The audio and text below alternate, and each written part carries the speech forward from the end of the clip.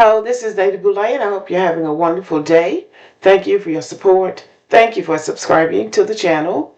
Thank you for your thumbs up, for your comments, and thank you for sharing the videos. Thank you for all you do to support the channel. And yes, we are commanded to love one another, whether we want to or not, or whether we agree with each other or not. Well, now that the reality has set in, and we have now accepted, whether we want to or not, that we have a new administration in Washington, it's time for us to start making some observations. And I have made one or two even before the new administration takes office. And so I'm going to say that at least the Republicans have got one or two things right. Now hear me out and see if you agree with me. Donald Trump had chosen Matt Gaetz, a congressman from Florida, as Attorney General of the United States. He is in the House of Representatives and he is under investigation by the House Ethics Committee for sexual misconduct with a 17-year-old girl. And Donald Trump thought he was going to ramrod this guy down the American people's throat because he wanted him as Attorney General because he's going to be a yes man for sure. But already the Republican senator said, no, he is under investigation and we are going to release the allegations against him. So under pressure, Matt Gaetz resigned from any consideration as Attorney General. The reason I take particular pleasure in Matt Gaetz being pushed out before he even got in is because during the Ukraine war, when it started, the generals had to come before the Congress to discuss what was going on in Ukraine. And Matt Gaetz, who never served a day in the United States military, not even in the National Guard, had the audacity to question General Austin's qualifications.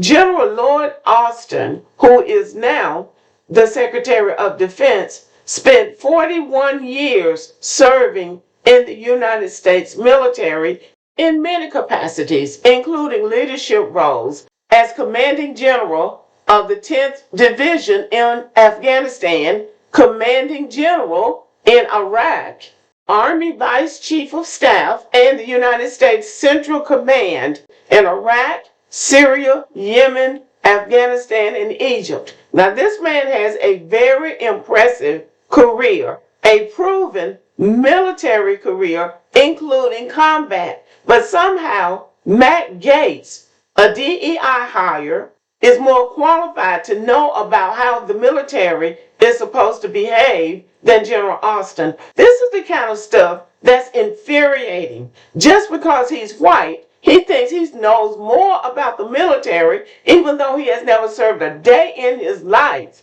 not even as a buck private. But so it gives me great pleasure for at least these Republicans, these dodo birds, to say, no, you won't be the Attorney General of the United States. So that's one thing they got right.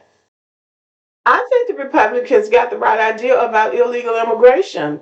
At least they listened to the voters, because these people are coming into this country, going into these big cities where many poor black people live, taking resources away from the black people that they think they're entitled to, and then trying to get smart with you, like the one did in Chicago, calling black people lazy and that they weren't going to get any money.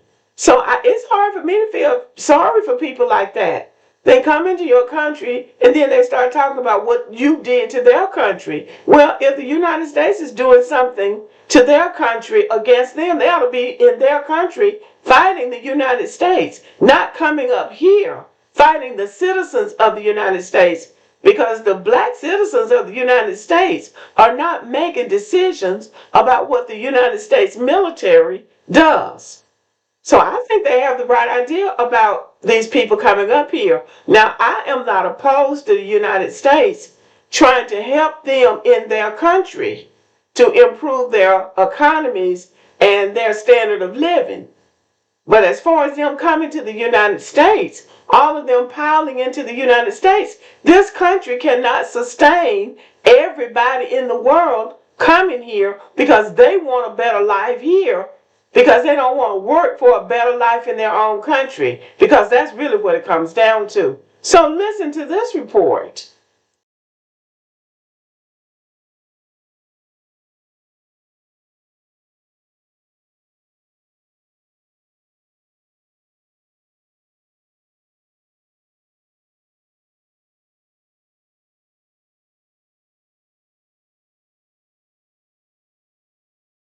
So they're going to try to outsmart Trump and get here before he takes office, hoping that that will secure them a position here in the United States. Well, first, they've got to get across the southern border. And there are a lot of obstacles down there to keep them from crossing into the United States. And once they cross, they're going into some type of shelter. So it's a good chance that they'll be the first ones sent back to where they came from. And it is not that I am a heartless person. I understand that they might be having a hard time in their country or in their countries, because they're probably from a number of places. But at some point, you have to take a stand and you have to take responsibility for yourself. The United States of America is not responsible for taking care of everybody who doesn't want to live in their own country. So I believe the Republicans are getting this right as well. They listened to the voters, and Donald Trump admires those European leaders who have basically reduced their illegal immigration to zero.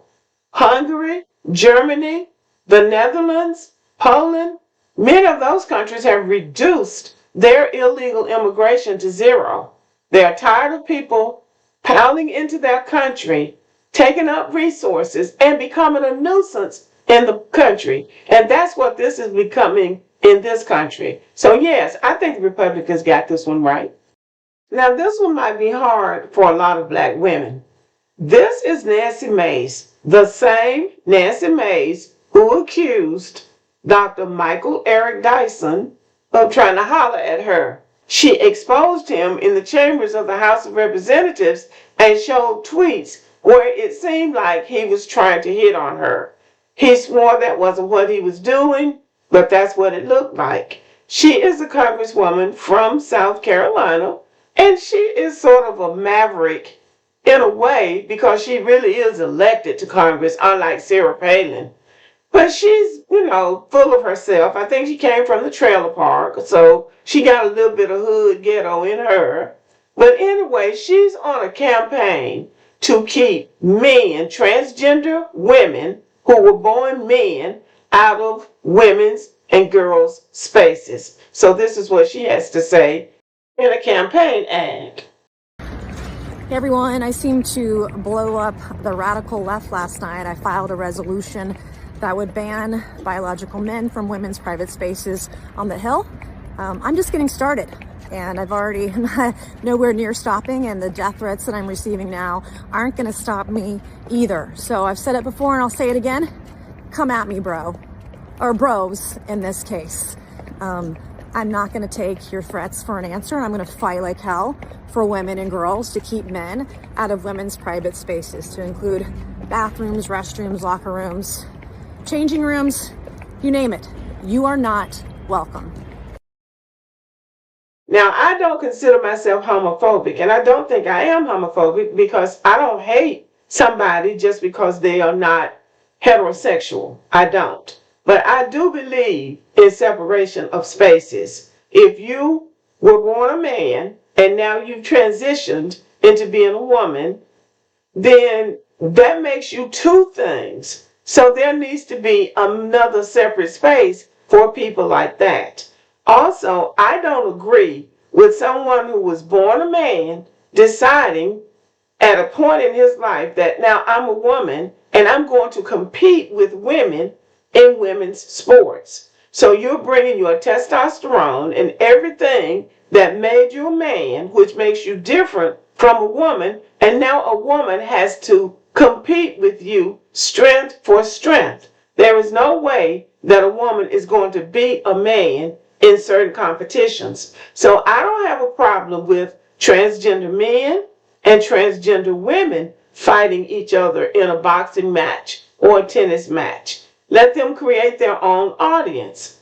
Now that is how I feel about it. So the Republicans are taking a stand on this. There are many things that the Republicans stand for that I don't agree with, which is why I don't vote Republican. But since this is the hand we've been dealt, and these are the people we have to deal with, we can at least agree and acknowledge that there are some things that they're doing that Democrats are not doing that we agree with. This is Sarah McBride. She is a transgender congresswoman from Delaware. And she is probably the main reason that Nancy Mace is railing against transgender women using women's bathrooms. She doesn't want Sarah McBride to use the women's bathroom in the House of Representatives.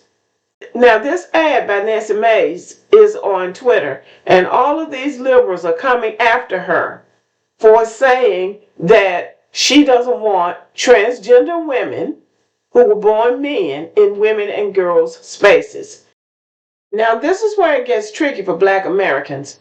The LGBTQ community will try to say that their civil rights are being violated just like ours were when the Civil Rights Bill was passed. They're trying to say that they are being segregated and discriminated against because they cannot come into women's spaces. They know that most Black Americans don't agree with Republicans on many things.